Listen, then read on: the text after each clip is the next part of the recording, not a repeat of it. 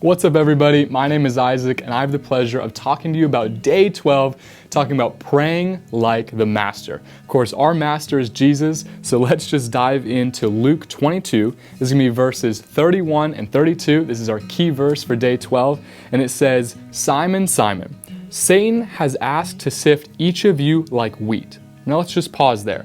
If you don't know what that phrase means, it's actually a reference to the old days when farmers, in order to process the wheat to separate what's called the chaff from the wheat, they would have to put it in this contraption and shake it so violently to separate those two parts. So in verse 31, when it says, "Satan has asked to sift each of you like wheat," that is basically drawing an illustration saying that Satan is going to violently shake you so hard through spiritual attacks, physical attacks, and anything else you can imagine. But then in verse 32, it's so cool. Jesus says, "But I have pleaded in prayer for you, Simon, that your faith should never fail. So when you have repented and turned to me again, strengthen your brothers." So at this point, Jesus already knows that Simon Peter is going to betray him 3 times later in that chapter, but he doesn't care. He has already forgiven Peter, and he has already started praying for him and saying that, you know what? You are going to be sifted like wheat. You are going to be attacked by Satan. You are even going to deny me 3 times. But Jesus' first response was prayer. Now, I have often heard many times where people say, "Oh, all we can do is pray," right? And they say it in this negative attitude, talking about like that's like a bad thing or that's like a weak response.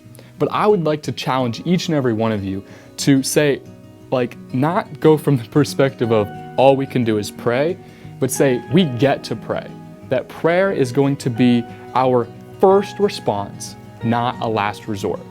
And I find myself in this same position where I am in a position where there's a prayer request, there's something going on with our country, something going on with my family, where I can't physically do anything about it. And it feels like I'm helpless. It feels like I can just sit and watch everything unfold, whether it's a family member who has cancer or if it's watching the events unfold in the country. It feels like you can just sit back and all you can do is pray. And I've often said that in that negative attitude. But I would challenge you guys to say it with a positive attitude. We get to pray. Prayer is going to be our first response, not our last resort. And that prayer is powerful. And we are going to start praying like the Master. No matter what goes on, no matter who may betray us, just like Simon Peter betrayed Jesus, that we are still going to pray for our enemies. We're still going to pray for our friends, pray for our families, and make sure that prayer is always our first response, not our last resort.